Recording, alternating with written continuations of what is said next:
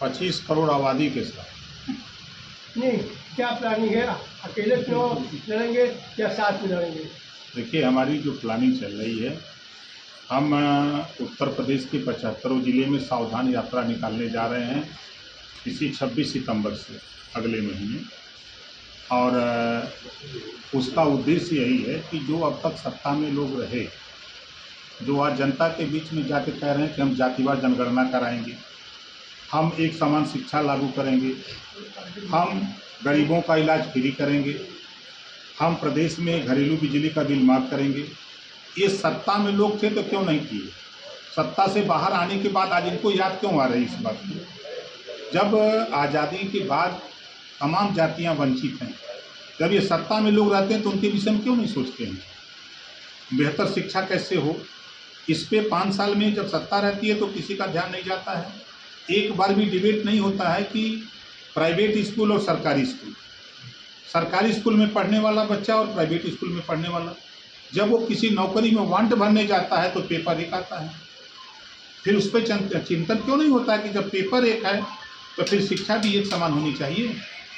इस तरह की सोच लोगों की नहीं है। इस नाते जो वंचित समाज है, जो उपेक्षित लोग हैं, जो अधिकार से वंचित लोग हैं, ऐसे लोगों के बीच में हम लोग उत्तर प्रदेश के 75 ज़िले में जाकर के सावधान यात्रा के माध्यम से हम लोग, जैसे पूर्वांचल में 17 सभा करेंगे, बुंदेलखंड में 2 सभा करेंगे, पश्चिम में जो है 7 सभा करेंगे, मध्यांचल में 8 सभा करेंगे। इसके माध्यम से हम जनता को जागृत कर रहे हैं और जनता के बल पे सरकार बनती है और जनता ही सरकार बनाती है और बिगाड़ती है। एक मुद्दे पे और बहस छिड़ी हुई है, जो मुफ्त की हिरेवड़ी बांटते हैं लोग राजनीतिक दल, उस पर क्या कहेंगे? सही करते हैं। आज आप लोग भी यहाँ, हम सब लोग हैं, अगर फ्री में बिजली मिले तो नहीं लेंगे? आज अगर बात हो रही है, स्वर्गीय अटल बिहारी वाजपेयी जी का भी कल था, उन्होंने कहा था एक बात कि फ्री देना है तो शिक्षा फ्री दो, फ्री देना है तो इलाज फ्री दो। कहा था ना अटल बिहारी वाजपेयी जी ने। अगर केजरीवाल जी फ्री शिक्षा फ्री इलाज दे रहे हैं तो का बुरा कर रहे हैं? भारतीय जनता पार्टी तो फ्री राशन दे रही है। तो आने वाले दिनों में तो जनता की तो ख्वाहिश है कि हमको व्यवस्था, अच्छी से अच्छी व्यवस्था मिले। महंगाई इतनी चरम पे हो रही है, महंगाई से निजात पाने के लिए कोई अभियान नहीं चल रहा है। तो जब महंगाई से निजात तो फ्री में जब मिलेगा तो लोग नहीं लेंगे। सर, आप बेहतर किसको मानते, केजरीवाल को या योगी जी को? देखिए, बाबा साहब डॉक्टर अम्बेडकर के संविधान को हम बेहतर मानते हैं। वो संविधान के दायरे में जो भी कुर्सी पर बैठेगा वो वही करेगा जो बाबा साहब डॉक्टर अम्बेडकर जी ने संविधान में व्यवस्था दिया है। कांग्रेस जब तक थी अच्छा किया, उसके बाद जनता पार्टी आई अच्छा किया, जनता दल है अच्छा किया, आज भारतीय जनता पार्टी है वो अच्छा कर रही है, कल दूसरी पार्टी है वो अच्छा करेगी। ये तो क्रम है। अब जैसे जिस सर्किट हाउस हम लोग खड़े हैं, 17 में मैं यहाँ आया था तो 1 कमरा था, आज इसमें भी पूछा मैंने तो पता लगा कि 5 कमरे बन गए। अब एक क्रिया है ना, तो ये क्रम चलता रहेगा। बेहतर की बात अगर करेंगे तो देखिए, देश में सच्चाई ये है कि मायावती जी का शासन 1 नंबर था। अधिकारी हनुमान चालीसा पढ़ते थे, याद होगा आप लोगों के टीवीओं चैनलों पे चलता था, अखबारों में छपता रहा। बेहतर तो रहा।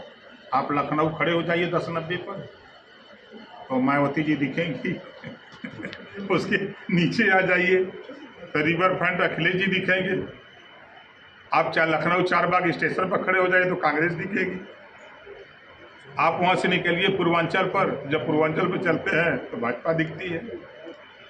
अब आप तो राजनीति का मौसम विज्ञानी कहा जाता है। ऐसा कुछ नहीं है भाई, कहने के लिए तो कोई कुछ भी कह सकता है। कोशिश होती है कि प्रयास हम लोग करते हैं, उस प्रयास में हमने आपको नज़ीर दिया।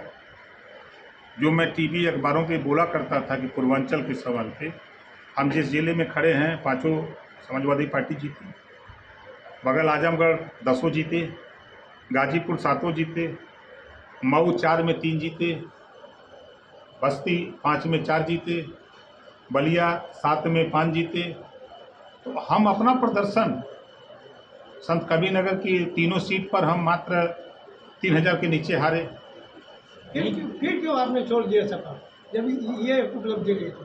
उपलब्धि आजमगढ़ तो आपने देखा 12 दिन लगातार हम 45, 46, 47 डिग्री टेम्परेचर में काम कर रहे थे। मैं बार बार कहता था कि आइए, चुनाव है, बाई इलेक्शन है, मिल के लड़ा जाए। आप भी आइए, आप भी रहेंगे तो थोड़ा जोश रहेगा। तो एसी में बैठे रह गए, नहीं गए। चुनाव के बाद मेरा प्रयास था कि निकल करके चला जाए उनके बीच में जो मतदाता है। अब उनका था कि नहीं, हम जनता के बीच में नहीं जाएंगे, चुनाव आएगा 27 में तब चलेंगे। राजा जी, जो आपके मुद्दे थे, जिन मुद्दों को लेकर आप शुरू से सुहेल देव समाज पार्टी से जहां से आपने स्टार्ट किया था, फिर गठबंधन में बीजेपी में, जो आपका पहले मुद्दा था आरक्षण वाला, वो तो आज भी है भाई। हम सामाजिक न्याय समिति की बात वहाँ भी लड़ते थे, यहाँ भी लड़ते हैं, अकेले भी लड़ते हैं। हम आर्थिक आधार पे आरक्षण की बात तभी करते थे, आज भी करते हैं, वकालत करते हैं। हम अपने मुद्दे से हम आज भी शराबबंदी पर अड़े हैं। ऐसा थोड़ा है कि हम पीछे हट गए। हमारी पार्टी का जो सिद्धांत है हम तो उस पर एकदम डटे रहते हैं। लेकिन आप तो इस समय जो है आपका जो जहाँ तक मीडिया हमारे लोगों के यहाँ से जो बातें निकल कर है, जो आपके बयान आ रहे हैं, जो संबंध आ रहे हैं, तो भारतीय जनता पार्टी से आपको कोई संबंध? हमारा तो समाजवादी पार्टी से भी संबंध है, बसपा से भी है, कांग्रेस से भी है, भाजपा से भी है। नहीं, राजनीतिक संबंध और अरे राजनीतिक संबंध है। आप बताइए कि जब अखिलेश यादव जी या मुलायम सिंह जी जाते हैं, योगी जी से मिल लेते हैं, तब उसकी चर्चा नहीं होती है। मुलायम सिंह जी मोदी जी से मिल लेते हैं तो चर्चा नहीं होती है। मायावती जी सोनिया से मिल लेती तो नहीं चर्चा होती है। ममता बनर्जी जी जाकर के मोदी जी से मिल लेती तो नहीं चर्चा होती। अगर ओम प्रकाश राजभर जाके ब्रजेश पाठक से मिल ले तो चर्चा शुरू हो जाती। कहीं डर और तो नहीं। सर फिलहाल 24 आप किसके साथ हैं? फिलहाल 24 में आप क्या करें? फिलहाल तो हम अकेले हैं। बसपा